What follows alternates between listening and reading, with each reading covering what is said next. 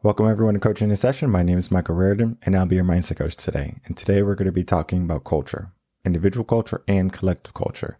And the idea came to me when I was just speaking with someone, and they were talking about how the individual culture has kind of went away, shied away from where it was, and it's kind of moving into a collective forming culture.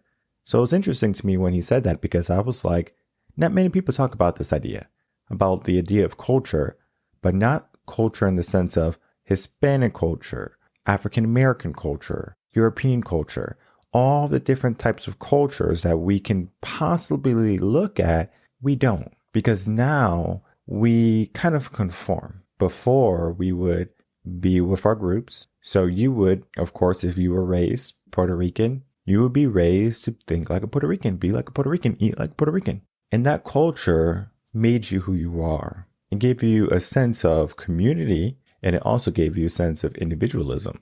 But society has kind of moved away from that after you have the community-based collective culture growing up.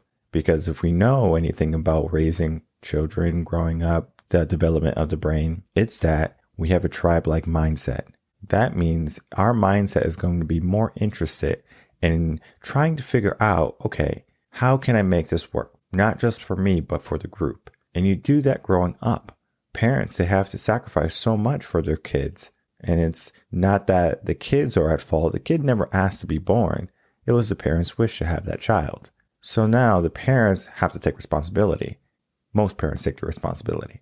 Now, going down that path of raising a child is different, because you are going to be working with other individuals, whether it be your partner, whether it be the teachers at the school, whether it be the coaches at their sports camp or their sports activities. It could be family members. I mean, you name it. There's going to be some influence on that child, and that child's going to learn to be in a group. There's nothing wrong with being in a group, especially if you're part of a congregation, a church, and you're trying to create that community, trying to create that awareness for that child. And then the child can grow, and then they can make their own choices. But they have that in the beginning, that collective type of culture. Somewhere down the line, we gather enough information though, and we say, you know what? I have enough information. I'm going to be individual from what I was taught to be. And you start to look at yourself. You start to see what you want, what you need. And of course, family might always play a pivotal role in being a collective type of mindset. But when you take the family aspect out and you start to look at your life, it typically happens around the teenage years. It could happen a little bit later too.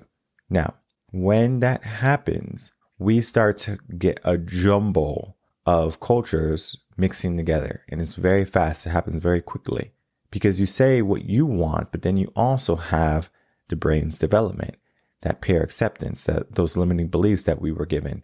All of those play a role in our mindset. And today I'm going to be sharing with you my most recent blog, Individual versus Collective Culture. And then we're going to be breaking that down. So let's get into that blog right now.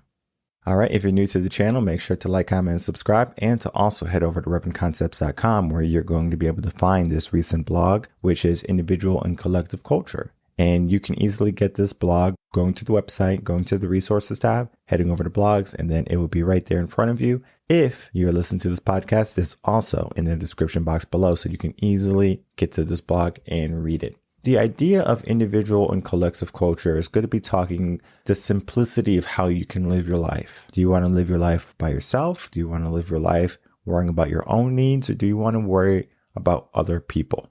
What other people are doing? What other people think about you? And I think that last part, what other people think about you, is a critical factor in collective culture. Because if you were just individual culture and you did your own thing, you would go so much more. Not saying you don't need people, but saying that individual culture helps you be more efficient. Now, collective culture, on the other hand, can have its benefits. Team members, right? You have confidants, you have people you can rely on, people you can put faith in, trust, right? Now, today, trust can only go so far, because people are so quick to insert their opinions as truth, and then that truth becomes their word, and then the word becomes their trust, right? If someone is saying this is that or this is this, then are we supposed to believe them if we have a collective culture mindset? Of course, right? Especially if that person has a higher status in our group. So for example, Let's say we are at school. There's always a leader of the pack. Maybe a popular kid, right?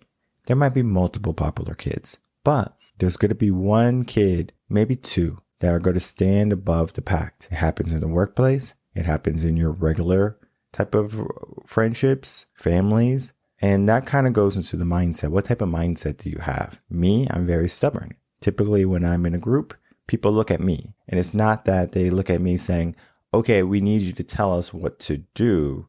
They're more interested in hearing what I have to say. And when I say what I say, they can say, okay, that makes sense. Or they can rebuttal, right? The people I put myself around, they are critical thinkers. So it's not going to be a herd mentality where I say something and then a horde of people follow me. I don't want you to follow me blindly. I want you to come up with your own conclusions. Collective culture sometimes takes that away from people. Coming up to your own conclusion. Worrying about what other people think versus what do I think? What do I want? What do I need? And the main focus of individualistic culture is that you don't need to worry about the needs of others overall. In the blog, I even say this, parents.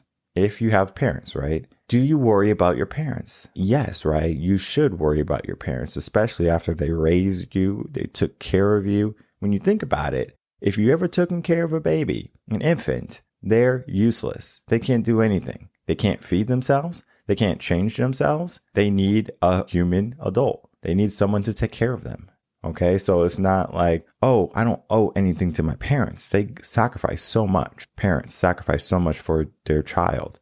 And children sometimes don't see it until they have their own children. I'm a testament of that. I knew how difficult it was to raise children. Even being a teacher, I knew the aspects of parenting and teaching. But it wasn't until I had my own where I said, whoa, this is different. This is an eye-opening experience where it's like you have to worry about another human being and you don't have a choice really. So it's like, okay, I know I want a family. I know I have to do this. What do I have to do in order to make this work, right? What do I have to give up? Do I have to stop working as much? Do I have to hire a nanny? What do I need in order to be successful in this type of endeavor of parenthood? Well, it's going to take a collective type of mindset. You're doing it for the group, looking at your partner, saying, okay, what needs to be done? How can we make this work? All of that plays a role. Now, if you're by yourself, you can still have a collective type of culture. If you have your mom, now she's grandma. If you have your dad, he's grandpa. Maybe the other side of the family, same thing. Maybe you have no one. Worst case scenario, you have no one and you have to raise this child by yourself. You're going to be leaning on teachers. You're going to be leaning on coaches. You're going to be leaning on people to help you raise this child. If you don't have those main players like grandma and grandpa in the picture, it's more difficult, but it's still doable. There's still sacrifice that you make. There's still an awareness that you have to maintain. And collective culture is creating that awareness of other people. Because in individualistic culture, we don't have to worry about anyone. I don't have to worry about you. I don't have to worry about my neighbors. I don't have to worry about whoever I don't want because I'm worried about me. And you might think, oh, that's very selfish. You're being selfish. You're being immature. It's not. When is self-care being selfish? I need self-care. Is that selfish? But when you add parents into the mix and you add kids into the mix, self-care is considered selfish then, right? Culture define self-care as selfish in that aspect. Oh, I need some self-care. Well, your child needs care too. So you have to figure out before we go on, what are those main things that you cannot separate from? If you're a parent, most likely it's going to be your child, right? Maybe family. If you're really tight and close knit to your family, especially if you grew up in a Italian, Spanish home where they are really strong into culture and family bond. Which is a good thing. Strong family creates strong minds. A weak family is going to create fragile minds, and those fragile minds are going to need coaching or they're going to need some guidance because they're going to be filled with limiting beliefs. They're going to be filled with insecurities, doubts, and fears. So it's going to be difficult if you have that type of mindset, that negative type of mindset to be an individualistic type of person, even though you didn't have that collective culture growing up. What tends to happen is that many people are going to shy away from the individualistic culture and go into the collective culture, especially if they didn't have anyone in the beginning. And this blog goes through step by step how we are going to be talking about individualistic culture and collective culture. And I'm going to be breaking down that even more right now. I want to make this very clear. Having a collective type of mindset is not a bad thing. Having an individualistic culture is not a bad thing. It's preference, right? For example, you have a toolbox in your garage. You have different bits and pieces, right? You have different tools. You have a screwdriver. You have a hammer. You have nails and you have screws and you have drills. You have a saw. There's a tool for any task or a better tool for any task. Can you use a saw to hammer a nail in? You probably could. Is it more effective than a hammer? Probably not. Common sense, right? In the sense of collective culture, that mindset, it takes that away because it kind of takes away that common sense aspect. Because collective culture is kind of like, oh, is this going to work for the group? Okay, well, if someone else wants to use the hammer, I'm going to let them use the hammer and I'm going to do the best I can with what I have. Now, you know a hammer is going to be more effective, but you're willing to give that hammer up to someone else. Not saying that generosity is not part of collective culture or individualistic culture. And it's an interesting way of thinking when you figure out that you're more inclined to give someone the better tool, the better option, and then you take the latter, right? You take the lesser option. Not saying that being nice is not a bad thing, but we have to learn that when you're having a collective culture mindset, you're worrying about a lot of other people, a lot of other factors that might not be conducive to your happiness, that might not be conducive to your joy, your fulfillment, or your goals. So when we are mixing the two, individualistic culture and individual culture, there's a fine balance. There we go again with balance, right? There is a balance in what we do and how we operate. But that doesn't necessarily mean that we can't lean to one more than the other. For me, I'm more individualistic than collective. Yes, I have a team, I have employees, and they help me out tremendously. I'm so grateful to have them. But at the same time, if I didn't have them, could I do the work? And I was listening to this book. It was called $1 Million Habits. And one of the things in the books that rang out to me was that we delegate work. And I'm very good at delegating work. If I can see someone else can do this job, I'm going to give it away. And if they can do better than me, I'm going to give it away. Whether it be editing, whether it be mowing the lawn. I mean, you name it. Going to the grocery store. If they can do it better than me, why not let someone else do it? Let me do what I want to do. Let me do what I was meant to do. Because when you're not doing what you were meant to do, then you're doing the things that you weren't meant to do. So in a sense, you are not making the greatest impact as if you were doing the things that you were supposed to be doing, the things that filled you up. Because you might hate going to the grocery store. You might hate mowing lawn. You might hate painting. Why do the things you hate? Now, I do think that there's some good in doing things that you don't necessarily enjoy. Because it kind of gives you the awareness, right? It's that yin and that yang, that good and that bad, that push and that pull. It really gives you that awareness of, okay, I'm paying attention. Because if you just had good in your life, everything was good, there was no problems, we would make some problems for ourselves because that's what the brain wants. And when we have an individual type of mindset, worrying about individual culture, we alleviate so many problems. Because something collective culture does is they look at what you have. Okay, well, what type of car am I driving? Am I driving a Ferrari, BMW, Mercedes? Or am I driving a Toyota, Honda, Nissan, Altima? That right there says a lot about a person. What type of car do you drive? What type of lifestyle do you have? And then we also have to look at, well, let me look at your house. What neighborhood do you live in? Oh, you live in a wealthy neighborhood. Oh, wow. There's a lot of people out there who have big homes and they're very wealthy, very affluent. So you're already put on a skewer and they're trying to figure out where you belong. Okay, this person is part of the crowd. This person is a nobody. Let me not associate with them. That collective culture, that idea of looking at what people have, looking at other people's needs, it stops us from being our fullest self. But just because it stops us from being our fullest selves, it doesn't mean it stops us from being fulfilled. There's a difference because yes, I might have to take care of my parents one day. They might have to live in the home with me. That's perfectly fine, right?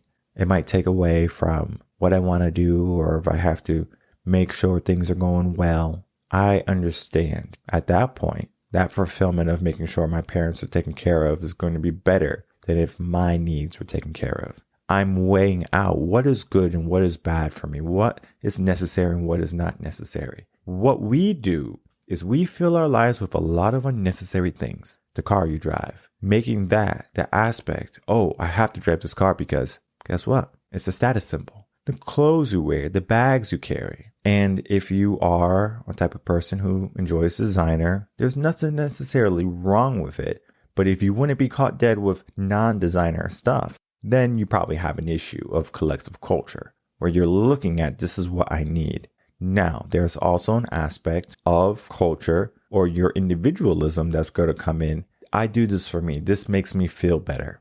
When I drive a BMW, I feel better. Why do you feel better? A car is meant to take you from A to B. So why do you feel better? It's not individualistic culture. It's collective culture playing a role, but you're just not paying attention to it.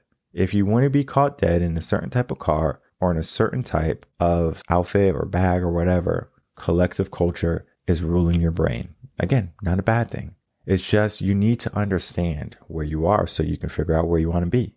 Maybe where you want to be doesn't conform to what society says. Maybe you want to say, you know what, I want to be someplace different. I want to do something different. Where society's going, I don't want to go down. There's a lot of hoopla going on the news and mainstream media with all of the negativities of the world, all of the problems, all of the threats, rise in crime, rise in bills. There's a lot of uncertainty going on and people are trying to figure out what's best for themselves. And of course, they're human. And typically, when you have that human aspect, right, you have that social emotional type of thing where you look at someone, when you look at a life and you're like, okay, this is a life. Now, it might not be your crew. There's a difference, right? Because, for example, I'm just going to use the hood, for example. If you got a gang, right, let's look at the Crips and the Bloods. The Crips might not like the Bloods. The Bloods don't like the Crips. But if there was ever an issue that was going against both of them, do you think a conversation will come up saying, hey, we got a common problem and we need to make sure that common problem doesn't interfere with what we have right now? And that's a problem with us. Because when you're adding other people into the mix, it becomes difficult. And this is not to talk about gangs and rivalry. Just to kind of give an example of people are going to have different opinions, different beliefs. Perfectly fine to have them. Now, if you're going to be dealing with mixing the two, typically that's what happens. We are trying to figure out how to meet societal standards, how to conform to groups, and we are not afraid to give up whatever it is. What do I have to give up right now? Oh, I have to give up my freedom? Not a problem. I have to give up my way of thinking or my beliefs? Not a problem, right? Especially if it is to be accepted into the culture. Now, it takes a strong individual to have an individualistic mind. That mindset or that culture, that way of being can be looked at as selfish, can be looked at as wrong or insecure maybe. I mean, there's so many negative aspects that can be thrown out for both of them, to be honest. Because collective culture, you could be a sheep, you can be a follower, you could be a goody two-shoes, a teacher's pet. I mean, the terms go on. I can label you just from being a certain type of mindset, right? If you're pessimistic, if you're optimistic, right? If you're a doer, if you're a don't-er. All of these different aspects play a vital role in our growth and our development.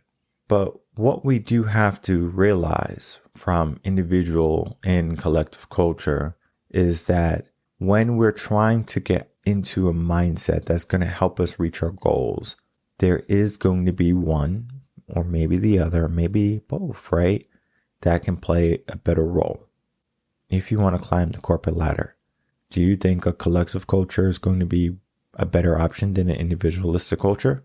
Maybe, right? There's going to be certain companies where collective culture reigns supreme. There's also going to be companies that individualistic culture is going to reign supreme.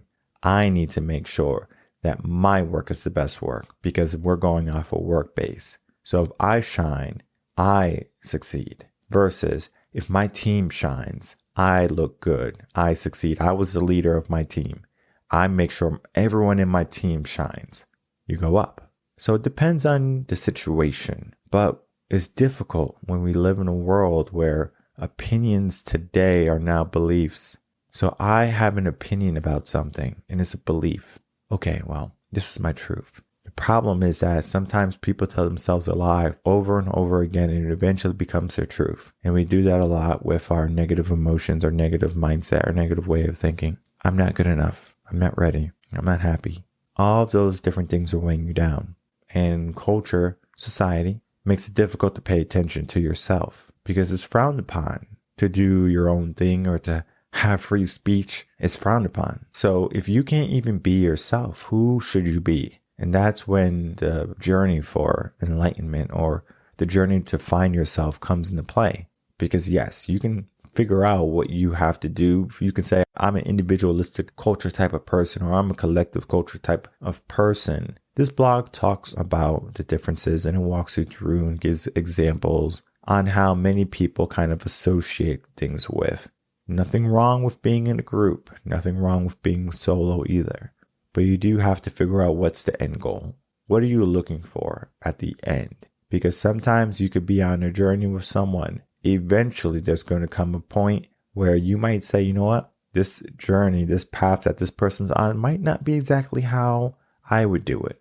So what do? Do you either continue, just kind of follow because it's easy to follow? Or do you say, you know, I'm going to jump ship and I'm going to say thank you for, taking me along as far as you did, but now it's time for me to go alone. We all go on that individualistic culture journey at some point. It's just that we always find ourselves back in the collective culture aspect of our mindset because innately as humans, we don't want to be alone. We need security, and security can be people. It can be dealing with like-minded people. But the problem with like-minded people is that group that you're with might not have a good type of mindset.